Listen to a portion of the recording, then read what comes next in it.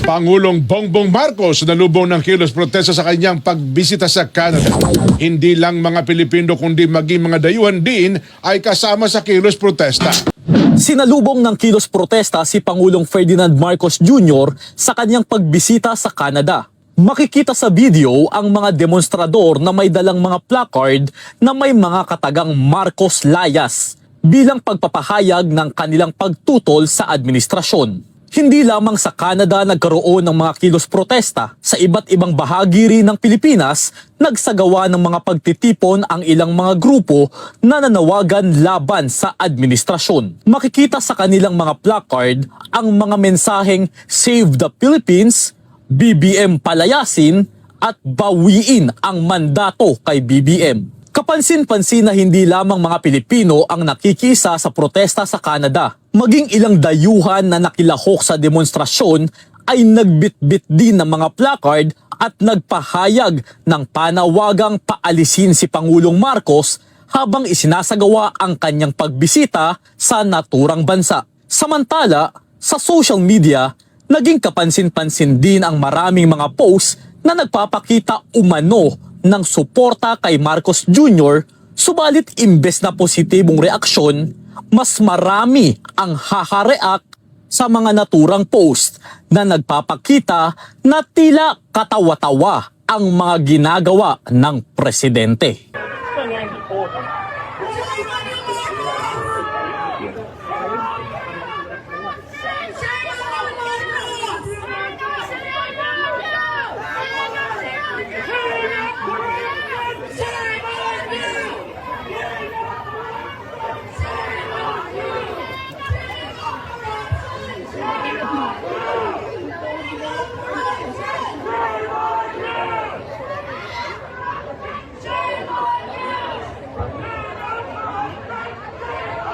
Magandang hapon mga kasama at magandang umaga dyan sa Pilipinas. Nandito tayo ngayon sa isang sikat na Filipino fast food chain sa Vancouver, Canada.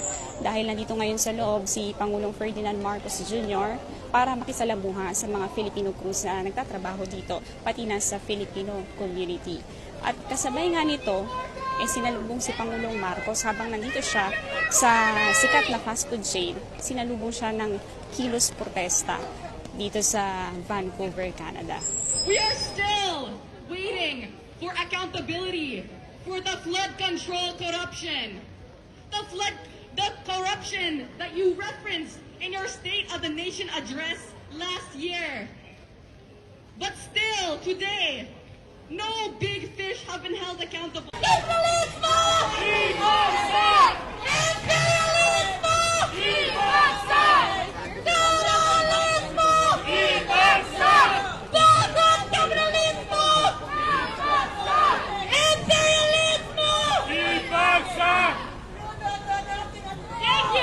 Ayan mga kasama, lumabas na si Pangulong Ferdinand Marcos Jr.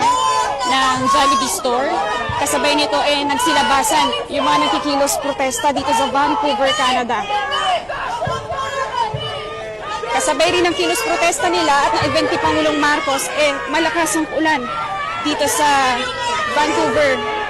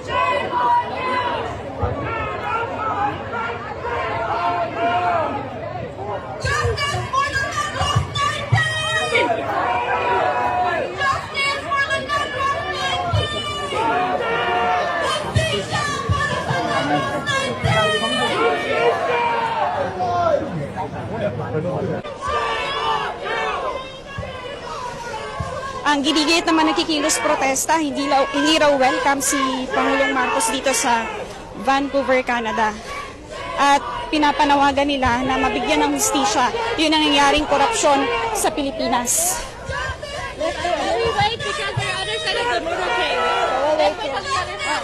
Ayan, hanggang dito sa paglalakad ni Pangulong Marcos, sinusundan siya ng mga nagkikilos protesta.